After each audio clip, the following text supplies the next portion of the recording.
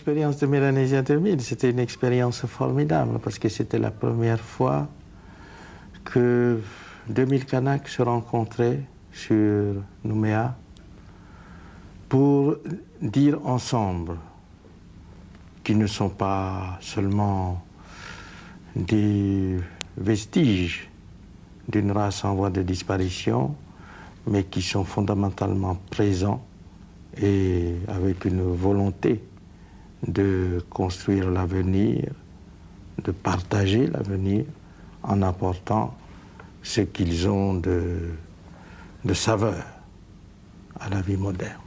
Voulons que soit brûlée la haine. Nous voulons que soit clair le chemin de notre avenir et fraternel, le cercle que nous ouvrons à tous les autres peuples.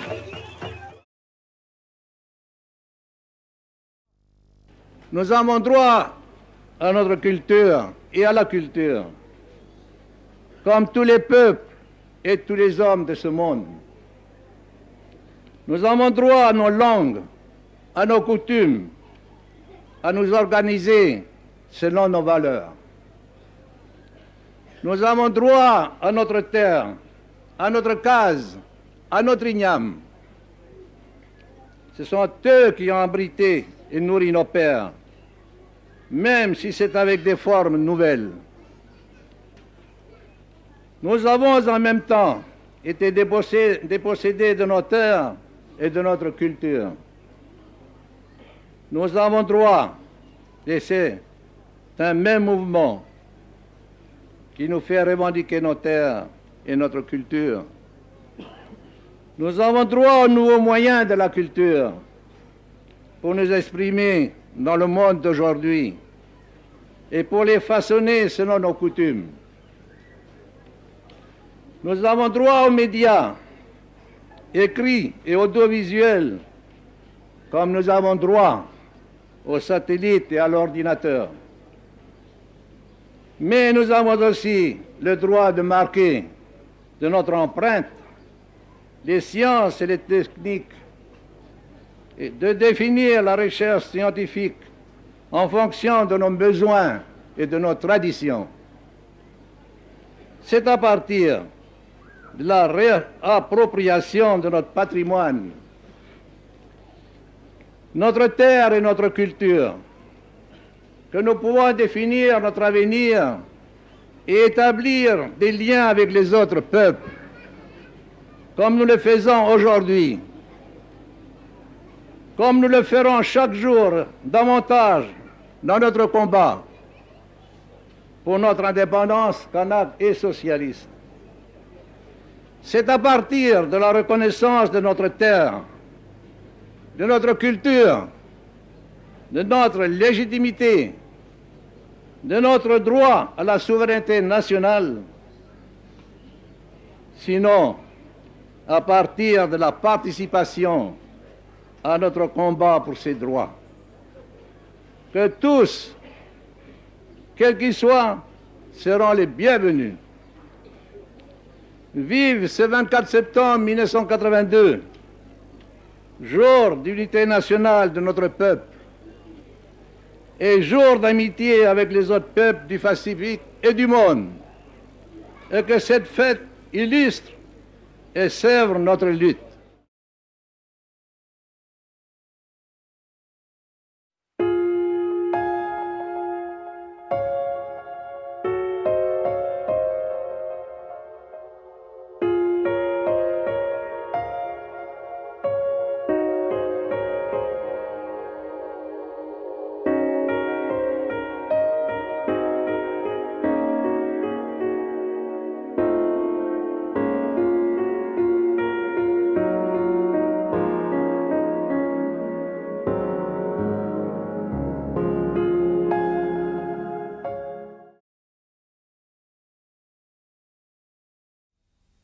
Pendant 3 jours, dans une atmosphère de conclave, les indépendantistes hostiles au statut Lemoine ont mis en place leur nouvelle structure, le FNLKS. Le FNLKS rassemble les partis politiques de l'ex-front indépendantiste et les syndicats et associations qui luttent pour l'indépendance kanak socialiste. Des comités locaux seront formés au niveau des communes chargés de désigner des représentants régionaux. Ces représentants régionaux nommeront les 37 députés qui, eux, désigneront les membres du gouvernement provisoire. Voilà résumé les structures de ce Front de libération qui vient tout juste de naître et qui atteindra sa majorité par étapes. Les structures nouvelles devraient être définitivement en place le 1er décembre après le congrès du FNLKS à la fin novembre. C'est donc aujourd'hui l'officialisation par le FI de la rupture du dialogue avec le gouvernement et la mise en place de structures parallèles. Le congrès que nous venons de faire, c'est un congrès qui organise la période de lutte qui doit nous emmener à l'indépendance. On a mis une structure en place et cette structure-là, c'est celle qui va nous permettre d'arriver et d'aboutir avec toutes les actions que nous allons organiser à arriver d'une part à ce que les élections qui sont prévues pour l'Assemblée territoriale ne se fassent pas et pour que le statut de moine, on n'en parle plus sur le territoire. En tant que président du gouvernement provisoire, je salue l'emblème national de Kanaki et je déclare constituer le gouvernement provisoire de la République de Kanaki. Que Kanaki vive! Le problème pour nous, c'est qu'il y a une situation coloniale à l'heure actuelle, une situation coloniale qui profite à une certaine partie de la population, à la bourgeoisie. Et cette bourgeoisie a fait en sorte, par les partis politiques, par leur fric, a fait en sorte qu'il y ait une barrière entre les Kanaks et les non-Kanaks. Si bien que la situation des Kanaks n'a jamais évolué. Et à l'heure actuelle, si nous sommes sur le terrain, c'est pour justement faire en sorte que cette situation change.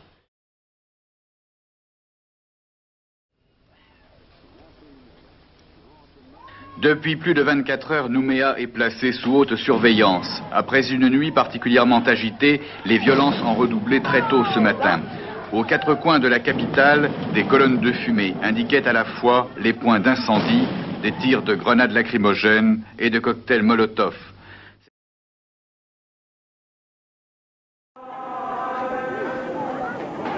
Obéissance à la loi, dispersez-vous.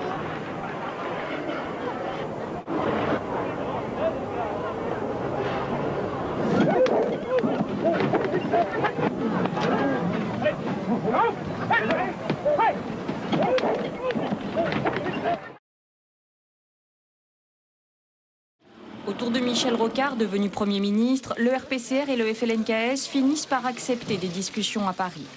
Le 26 juin, les accords de Matignon sont signés. L'image qu'on en garde, la poignée de main de Jacques Lafleur et Jean-Marie Tjibaou, inimaginable quelques semaines plus tôt.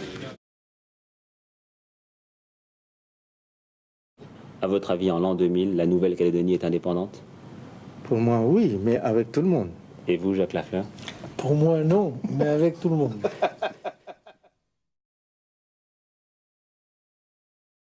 L'histoire de l'usine du Nord commence en 1990, quand Jacques Lafleur vend la SMSP à la province Nord. Cette vente est une conséquence directe des accords de Matignon. Le geste politique du rééquilibrage a un prix, 1,8 milliard. Durant presque 3 ans, le FNLKS manifeste son appétit minier. Le rêve prend forme en 1998 avec Dominique Strauss-Kahn au ministère des Finances. C'est l'accord de Bercy. L'État cède à la SMSP le gisement racheté à la SLN à condition que la SMSP y construise une usine.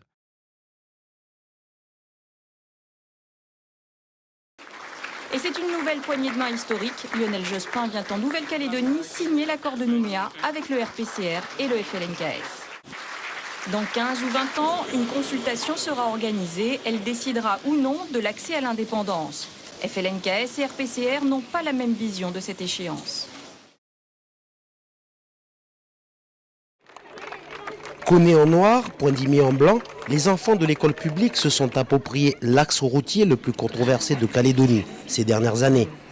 Au début était la coutume, et ce matin, la coutume a rapproché des hommes que les aléas de l'histoire ont éparpillés.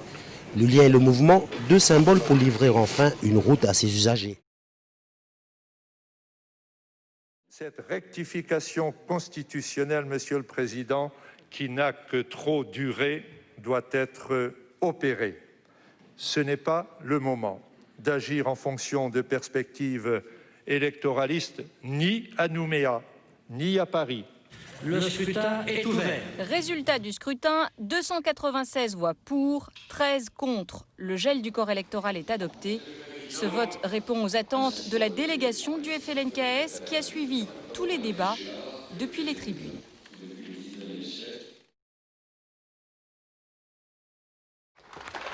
Les applaudissements sont timides. Pourtant, ce matin au Congrès, c'est un consensus historique qui l'a emporté. Tout groupe politique confondu, c'est à chaque fois un avis favorable qui est donné au transfert de compétences. Même celui de l'enseignement secondaire ne pose aucun problème, et ce, malgré le maintien des diplômes et des programmes aux mains de l'État. D'avoir accepté ce grand jour. Dans la maison de la République. Espérons apaiser avec la France.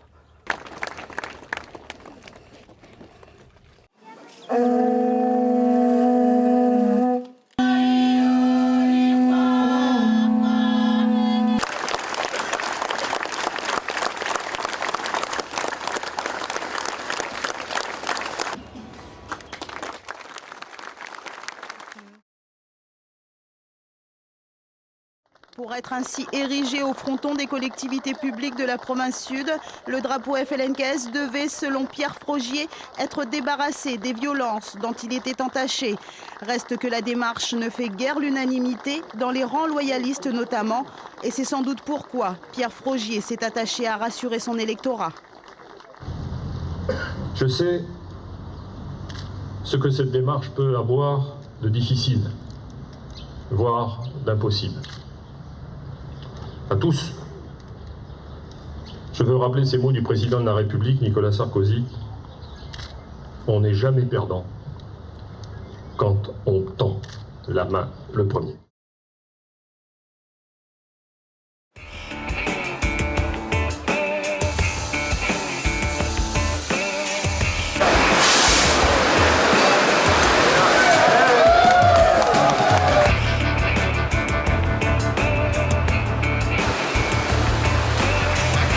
En cette occasion, je veux réaffirmer que cet outil industriel est adossé à l'esprit de l'accord de Nouméa et au processus de décolonisation. Il convient de rappeler que le FLNKS inscrit à son bilan de multiples réalisations. En voici quelques exemples. Médecine du travail, dispensaire dans l'intérieur et aux îles, aide médicale gratuite, CHT, mais également CAFAT.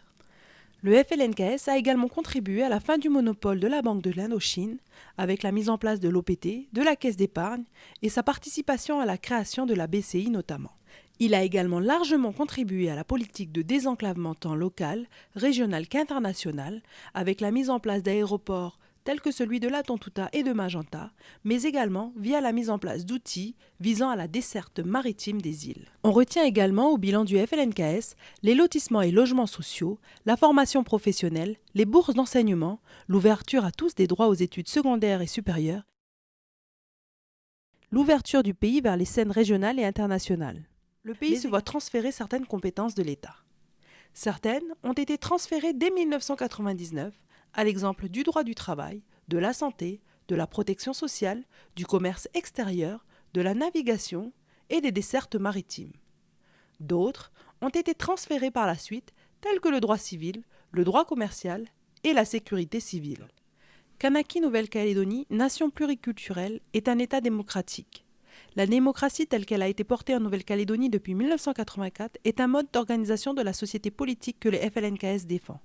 Fondée sur une décentralisation en 3 niveaux, pays, provinces, communes, elle s'appuie sur des collectivités élues, une représentation institutionnelle de la coutume et des cultures et des institutions représentant la société civile.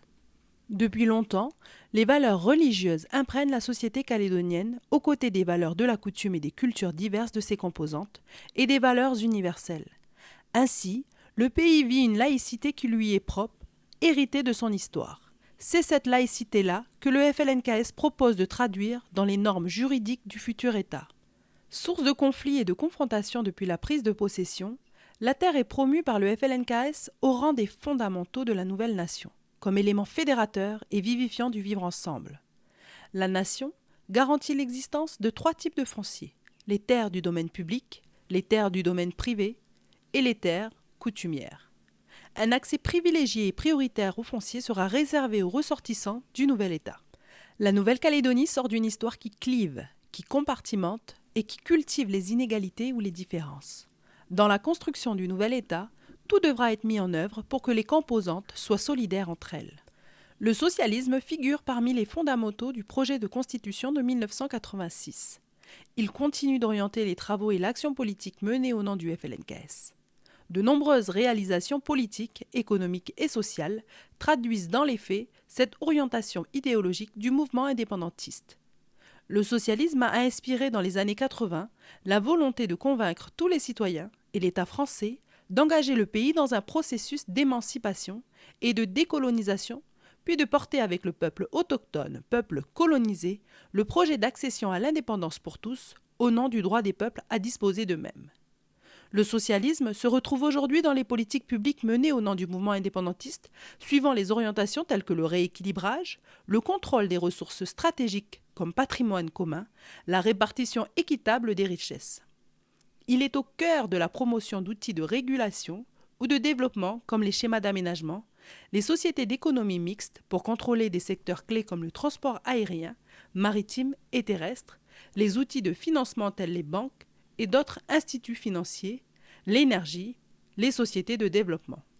Ce socialisme en action, ancré dans le réel, constitue la vision de la société que le FLNKS se propose de promouvoir et de valoriser dans l'État indépendant. Les valeurs que porte le FLNKS se réfèrent à la pluriculturalité, une laïcité originale, la démocratie participative, la solidarité et l'enracinement à la terre, la promotion de l'homme au centre de tout ce qui est fait. Alors que la France questionne son modèle politique intégrateur, nous avons à inventer un modèle de société qui s'enrichit des différences. Le système...